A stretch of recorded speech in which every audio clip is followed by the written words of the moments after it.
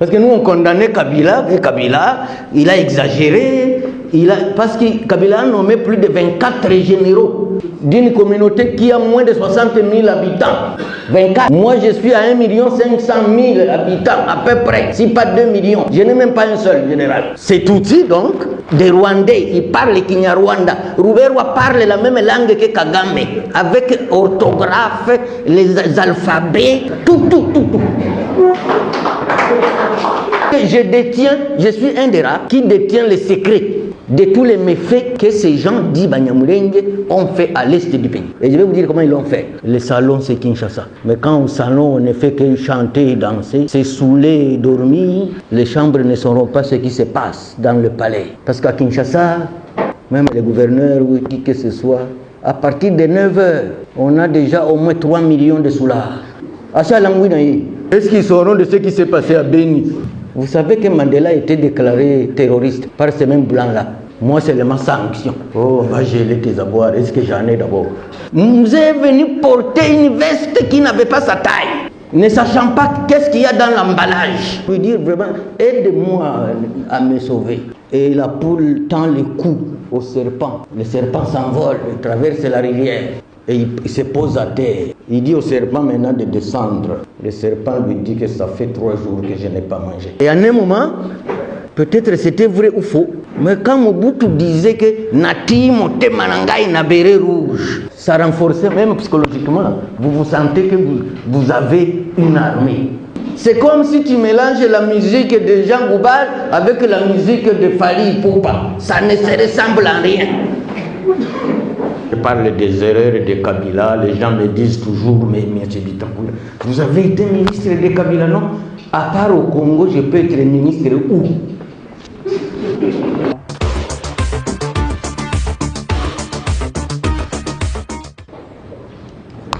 Je ne suis pas seulement de l'Est, mais je suis de Mulenge. Ouais. Ma mère est née à Mulenge. Et moi, je suis à moins de 7 km de ce fameux village. D'abord, je dois saluer l'auditoire. Bonjour et bon week-end. Et bonne fête de l'indépendance aussi. Avant que je ne prenne la parole, je voudrais d'abord féliciter et encourager Freddy Moulumba pour ces différentes initiatives, féliciter le professeur Bilolo à mes côtés, que je sens que le sang du Congo bout dans lui. Mais avant d'aborder la question, je vais faire un petit rappel historique. J'ai déjà eu l'occasion de le dire 1000 fois. Je ne sais pas si j'ai toujours été entendu. C'est l'histoire de la Chine. C'est l'histoire de la Chine. Et la Chine fut colonisée par le Japon pendant 109 ans. 1 siècle et 9 ans. Et pendant ce 1 siècle et 9 ans, les Japonais fouettaient les Chinois matin, midi et soir, pendant 1 siècle et 9 ans. Alors la Chine eut la chance de voir naître dans ce pays un certain Mao Tse-tung. J'ai fait 6 mois de formation pour l'histoire seulement de la Chine. Et j'ai toujours été convaincu que le jour où nous allons appliquer la même méthode de la Chine, la RDC a la vocation d'être la Chine de l'Afrique. Mais ça dépend de ses dirigeants. Et alors, je connais 3 villageois. Mao Tse-tung, Mandela et moi-même.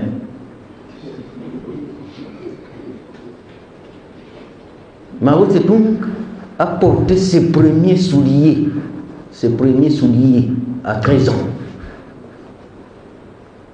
Et il a commencé l'école à 17 ans. Il était déjà barbu pour entrer en première année primaire. Mandela aussi a porté ses premiers souliers à 12 ans. Moi, j'ai porté mes premiers souliers à 9 ans.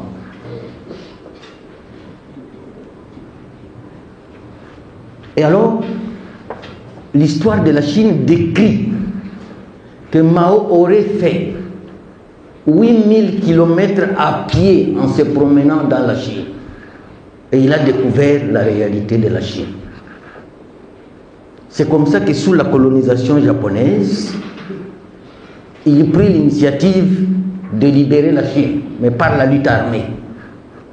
Et sa guerre a duré 8 ans. Mais il gagne la guerre le 1er octobre 1949. C'est là où il entre dans la Chine. On appelle ça la marche rouge. L'entrée de Mao Tse-tung à Pékin. Alors, il trouve un pays déchiré et délabré. Chaque 6 km², plus de 100 églises. Plus de 100 églises chaque kilomètre². Il trouve un peuple distrait, abandonné à lui-même. Alors, sa première ordonnance, c'est laquelle? Collège des élèves et des étudiants pour le salut de la Chine. Heureusement, Jean Goubal est dans la salle. Laissez-moi le voir. Alors, on te trouve, vous êtes à 3, 4, 5, 6. On vous trouve en train de discuter sur Fally Ipupa, Ferregola, qui ne chante que l'amour. Hein?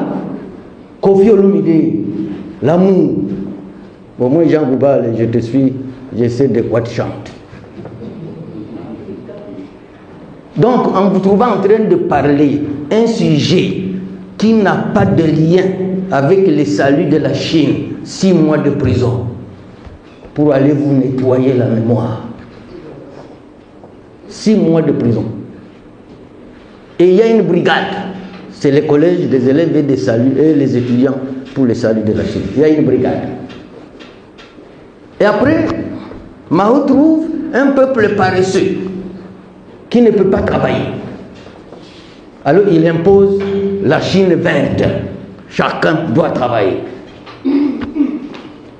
À la première récolte, on se rend compte qu'on n'a pas où mettre la récolte. On pose la question, où est-ce qu'on va trouver les greniers? Quelles sont les maisons qui n'ont pas de gens, qui passent la nuit sans que les gens y dorment? On se rend compte qu'il n'y a que les églises qui sont des maisons vides la nuit. On en transforme en greniers. Parce que la nuit, les églises sont vides. En Chine, c'est devenu des greniers. Et tu prêches n'importe quoi, on ferme ton église. Parce qu'il doit prêcher le salut de la Chine. Voilà mon introduction. Allons maintenant au Congo et au Rwanda. En fait, en ce qui concerne la guerre, l'occupation et ce qui arrive au Congo, souvent je me dis que je n'ai pas besoin de papier. Parce que je suis né dans ça, j'ai vécu ça, et je suis peut-être le seul témoin au Congo qui peut témoigner de la réalité des choses et pourquoi nous sommes arrivés jusqu'à ce point. Au début, j'ai l'occasion de rencontrer le président de la République à plusieurs reprises. Je disais, la dynamique dans laquelle vous êtes, c'est la dynamique de M. Laurent Désiré Kabila. Comment? C'est la légende de la poule et du serpent. Je ne sais pas si à l'école primaire vous avez appris cette légende. Il y a un feu de brousse. Le serpent ne sait pas fuir parce qu'il rampe. Mais il y a la poule à côté. La poule peut voler pour fuir le feu. Et maintenant, le serpent flatte la poule pour lui dire vraiment, aide-moi à me sauver. Et la poule tend le cou au serpent. Le serpent s'envole, il traverse la rivière. Et il se pose à terre. Il dit au serpent maintenant de descendre. Le serpent lui dit que ça fait 3 jours que je n'ai pas mangé. Ça fait 3 jours que je n'ai pas mangé. C'est toi ma proie. Et le serpent a croqué la poule. L'année passée, il y avait comme toujours des rencontres des gens de l'Est à l'hôtel Béatrice, sous la modération du docteur Miteo de la maison civile, qui a passé plus de 25 ans chez nous, il connaît tout le monde. Et dans les ateliers, on a croisé les différentes tribus. Comme par hasard, moi je suis Mufuriru, d'Ouvira, nous constituons à peu près 85% de la population d'Ouvira. On nous croise avec mes amis Tutsi, qui ont volé les noms de mon village et le village de ma mère. Et ils se sont autoproclamés Banyamulenge. Maintenant, on nous croise face à face. Moi, le premier jour, je ne suis pas allé. Mais le deuxième jour, les gens m'ont dit, mais ton absence s'est fait trop remarquer. Non, je vais là-bas.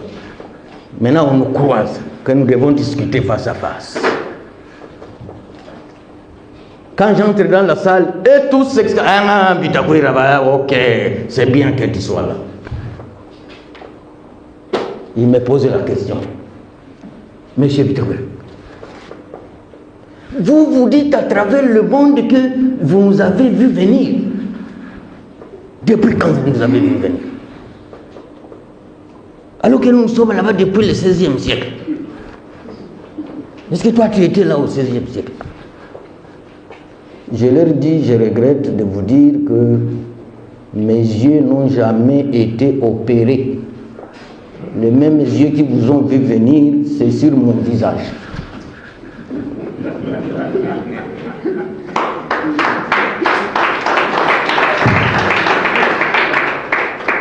Parce que je les ai vus venir. Et ils portaient ce qu'ils appellent, ils appellent ça les Bissambagara. Les Bissambagara, c'est que nous les Bantous, nous portons nos paniers au dos. Et ils portent sur la tête. Vous connaissez, vous comprenez la différence? Oui, oui.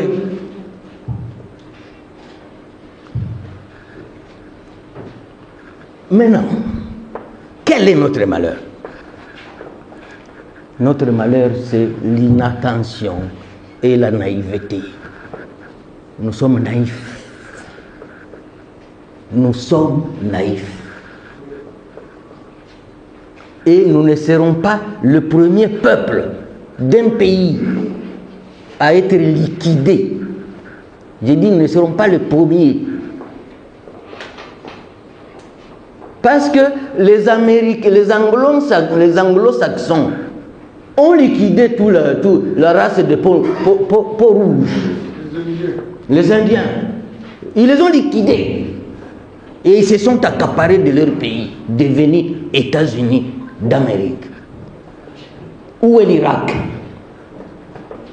Où est la Libye? Alors nous, aussi notre malheur, c'est quoi?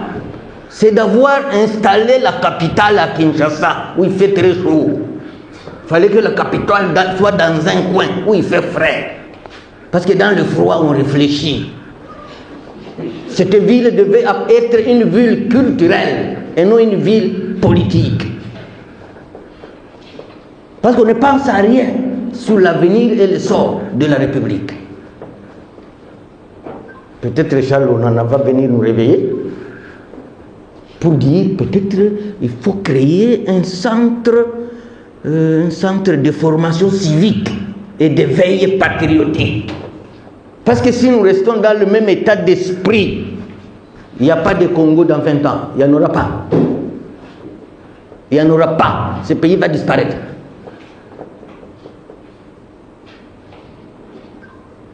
Alors, je suis un citoyen de la sous-région des Grands Lacs.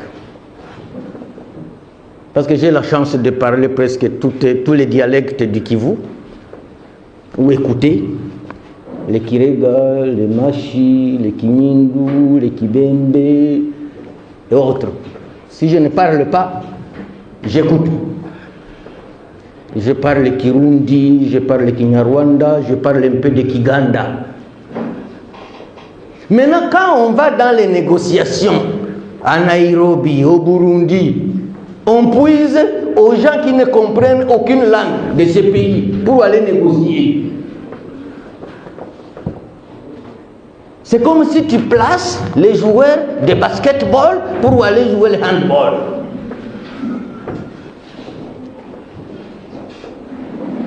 C'est comme si tu mélanges la musique de Jean Goubal avec la musique de Fally Ipupa. Ça ne se ressemble à rien.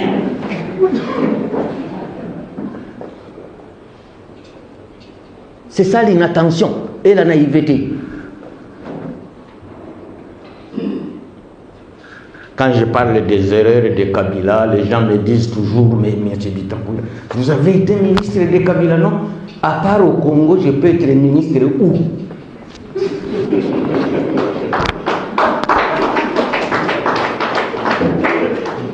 Sous n'importe quel président, je peux être ministre où? À part ici. C'est comme ça que je réponds. Et j'insiste pour dire, non, faites attention. Le corps humain a plusieurs organes. Imaginez-vous les petits doigts du pied. Tu mets deux chaussettes, tu mets les souliers et puis tu attaches les lacets. Est-ce que le petit doigt peut voir ce que la tête fait? Le petit doigt peut voir ce que la tête fait. C'est lui qu'on attache avec les souliers, les chaussettes, et puis on met encore les lacets. Il est caché. Donc, je voudrais dire ici que c'est une occasion alors que quelqu'un, africain, puisse révéler ce qu'il y a dans ce livre.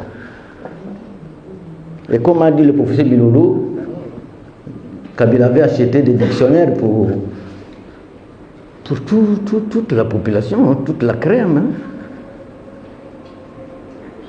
Il faudra qu'on en achète aussi autant pour tout celui qui sait lire.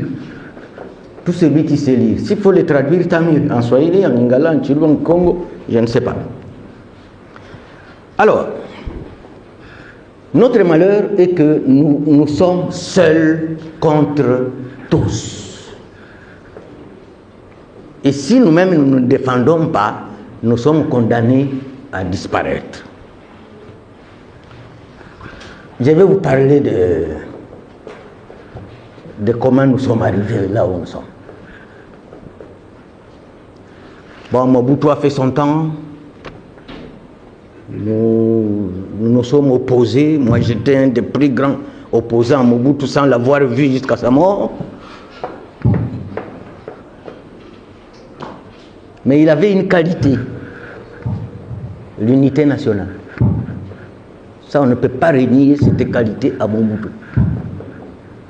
Et à un moment, peut-être c'était vrai ou faux, mais quand Mobutu disait que Nati Mote Manangai na béret rouge, ça renforçait même psychologiquement. Vous vous sentez que vous avez une armée. Vous sentez que vous avez une armée. En 1996, non, je commence par 1990, 1990. Moi, personnellement, à cette époque, je me retrouvais à Nairobi. Les Tutsis enclenchent la guerre à partir de l'Ouganda pour attaquer le Rwanda. On a recruté tous les jeunes Tutsis à travers le monde entier pour aller renforcer le front. Et vous savez, la majorité de ces Tutsis qui sont allés en Ouganda sont venus d'où? Vous savez, ils sont venus d'où? Pas de Moulengi, de tous les moyens et hauts plateaux, de Fizi, Uvira et Fizi. C'est là où est venu le plus grand renfort pour aller renforcer la rébellion de Frédéric Guéma. C'était le premier leader de cette rébellion. Il est mort sur le front, Kagame était son adjoint, et il a remplacé. Frédéric Guéma est mort en 1990, j'étais à Kampala. Alors maintenant, tous ces jeunes gens-là qui m'ont posé la question, comment vous dites que vous nous avez vu venir? Je vous ai vu venir. Parce que ces gens qui se disent Banyamulenge, c'est pourquoi l'Union européenne m'a sanctionné, mais m'a rendu très grand. Court de taille, mais grand esprit. Parce que je suis un des rares qui détient les secrets de tous les méfaits que ces gens dits Banyamulenge ont fait à l'est du pays. Et je vais vous dire comment ils l'ont fait, si Freddy me donne le temps. Donc, ils vont renforcer le front des Tutsis venus de l'Ouganda. Mais ils demandent seulement, ils posent une seule demande. Si nous, on occupe le Rwanda, permettez-nous d'aller diriger le Congo. Nous occupons le Rwanda, vous qui étiez ici en Ouganda, vous restez au Rwanda, mais nous qui sommes venus du Zaïre, vous nous permettez d'aller diriger le Zaïre. Ils sont moins de 60 000, hein? Ah, mais moins de 60 000. Je ne sais même pas s'ils arrivent à 30 000. Et c'est comme ça qu'en 1914 et 1994, le Rwanda va tomber. Le Rwanda tombe. C'est Tutsi, donc, des Rwandais. Ils parlent Kinyarwanda. Ruberwa parle la même langue que Kagame, avec orthographe, les alphabets, tout.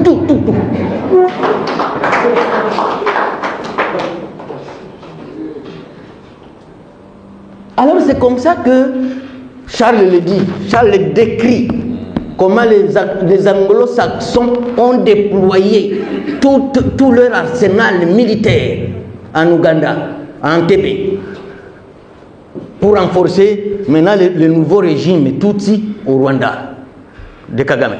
Il est décrit. Mais on en a dit, il y a un chapitre consacré. Banyamulenge, 2 points. Destruction préméditée de la RDC. C'est dans ce livre-ci. Banyamulenge, 2 points. Destruction préméditée de la RDC. C'est comme si tu disais serpent, destruction ou morsure préméditée de la poule. C'est écrit. Et quand je dis ça, ils vont crier. Vous avez entendu ce que Pitakwira a dit dans la conférence là? Il dit que nous sommes la destruction préméditée de la RDC. Oui, c'est Charles Onanagi le décrit. Maintenant, en 96, c'était en octobre. En octobre 96. Chez moi, il y a un village de chez moi qu'on appelle Kakagabwe. C'est là où est partie la première balle de la révolte de Banyamulenge.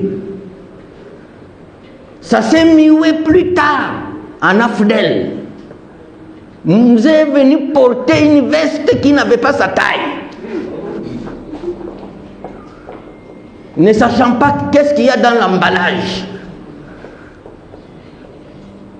Et c'est comme ça que ça devient l'AFDEL.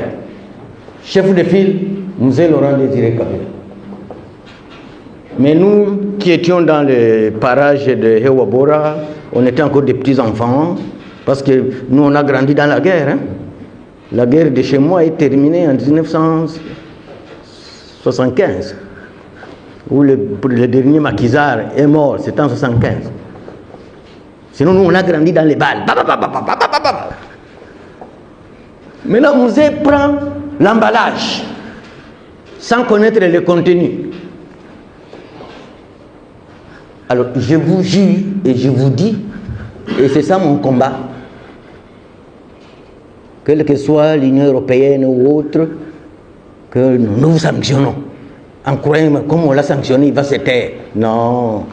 Vous savez que Mandela a été déclaré terroriste par ces mêmes blancs-là. Moi, c'est seulement sanction. Oh, on va geler tes avoirs. Est-ce que j'en ai d'abord?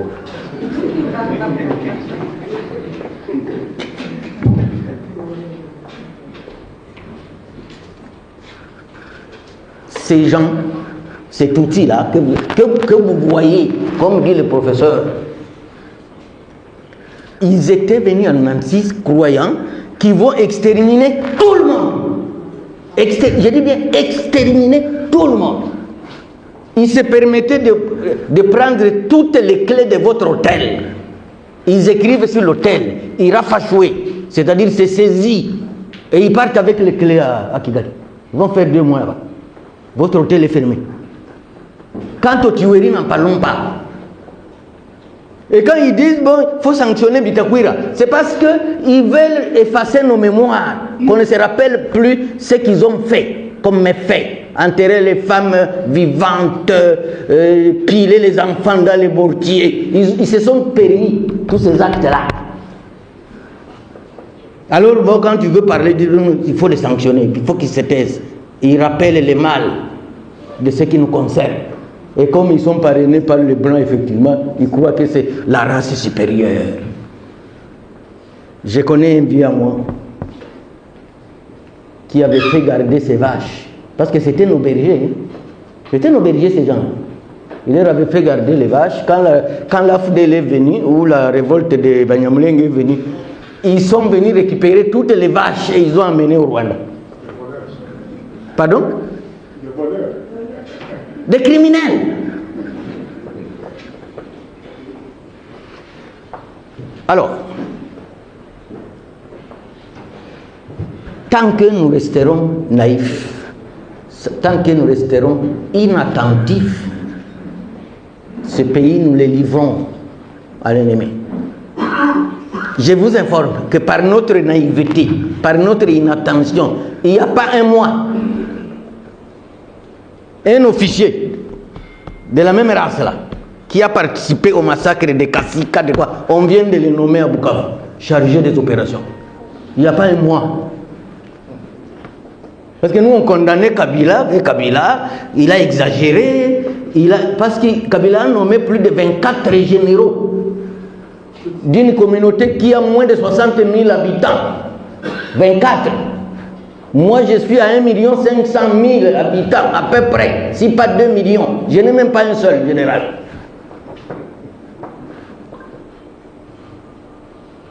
Donc, nos bergers d'hier, devenus nos officiers. Oui, 24 généraux, sans compter les colonels. Et personne ne doit être nommé à l'ouest ou au centre. Tous doivent être nommés à l'est. Et dans les coins les plus stratégiques. Est-ce qu'il y a mieux que livrer un pays à un ennemi? Est-ce qu'il y a mieux que ça? Non. Bozwanabino. Et on dit là, ici, Zonga. On continue. Il y a pas de Zonga.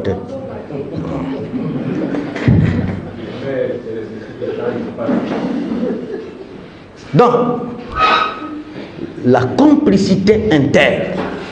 Je vais livrer un secret ici.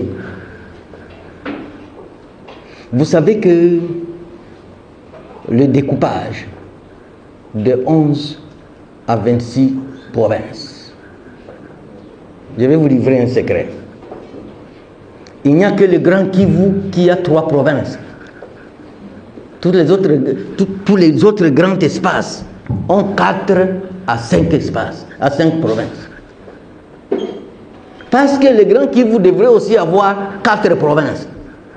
Parce qu'il avait 3 districts, plus la ville de Bukavu.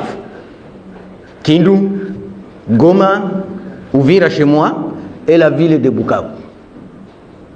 Chez moi, il n'y a pas eu de province. Alors que là-bas, c'est la source de tous nos malheurs. Parce que Bukavu devrait être le Kivu central. Le sud du Kivu, c'est à Uvira. Mais c'est là-bas où il y a tous ces malheurs-là. Les gens qui détruisent le pays ne viennent que de là-bas. Maintenant, quel est le jeu qui est joué? Le jeu qui est joué est que, même sous le RCD, sous AFDEL et consorts, les Rwandais ne recourent qu'au Bashi de Bukavu. S'il y a un mouche ici dans la salle, Il peut m'écouter. Parce que quand les Rwandais occupent le Kivu, à Bukavu, pour être gouverneur, tu dois être mouche. Malheureusement, jusqu'à aujourd'hui, c'est la même chose. Mais là-bas, c'était la complicité. Les Kantitima, les Mwendanga, les Bertrand Bissimois, les Runiga, tous. Parce que le terrain du Kivu central, c'est Bukavu, Walungu, Kabare, Kalehe, Idjoui. Le terrain fertile du Rwanda, c'est la partie là. Mais vers le sud, c'est la résistance. Uvira, Fizi, Mwenga. Et c'est là-bas maintenant où les Rouberois font les rois. Un jour, j'ai expliqué au président de la République, tant que vous n'aurez pas ajouté une province dans le Grand Kivu, nous allons souffrir jusqu'à l'éternité. Parce que Uvira n'est pas Bunagana. Hein? Si Uvira tombe aujourd'hui, Kinshasa tombe à la seconde. Mais au moins Bunagana est tombé, mais on a fait une année. Parce que quand les Rwandais occupent Uvira, à Bukavu, on ne se bat pas, on ne résiste pas. Ils font ça. Bole Kanabino. Et Bole. Ce sont des réalités sécuritaires. Parce que l'eau, on ne la bouche qu'à la source. On ne bouge pas l'eau en cours.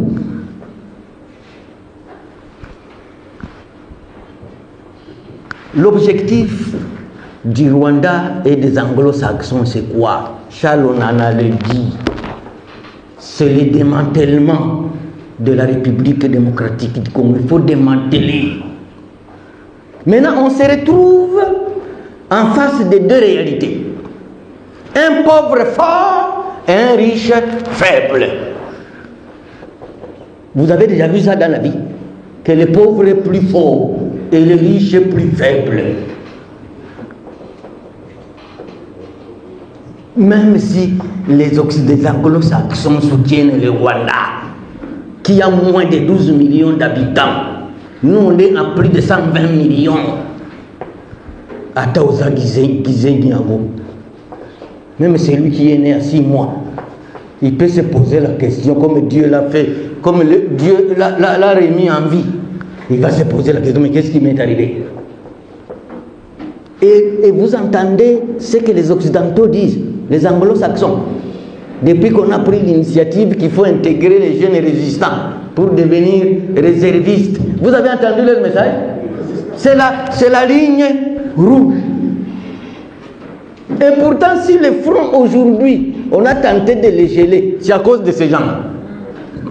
Mais les Blancs savent que si on intègre ces jeunes gens-là, leur démarche est foutue. Maintenant, ils disent, c'est la ligne rouge.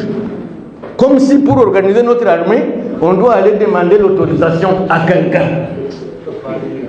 Et j'espère que le président de la République a dit à Mbujimaï qu'il ne cédera à aucune menace ou à aucune intimidation. Mais moi, je lui dirais, vous avez dit que vous n'avez pas cédé à aucune intimidation. Qu'est-ce qui se passe? Promulguer la loi, non?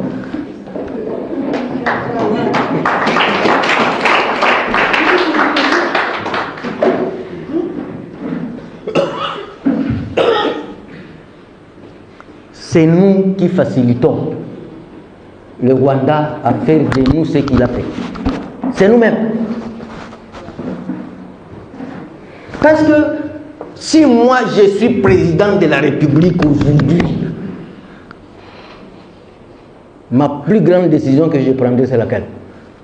Tout celui qui aurait déjà pris part à l'agression du Congo ne peut plus faire partie de l'armée. Comment il va faire partie de l'armée? Parce qu'il s'est attaqué contre son pays. Comment il va rester dans l'armée? Vous savez que nous avons des inspecteurs généraux de l'armée ici qui étaient au RCD, à Kisangani, à Goma, à Bukavu. C'est lui l'inspecteur. C'est comme si tu mets un lépreux en face de toi et puis tu commences à le toucher alors que c'est contagieux. La lèpre est contagieuse, non? Jean Goubal, il faut chanter sur la lèpre là. Parce que moi, je peux te faire même des compositions pour qu'on libère le pays.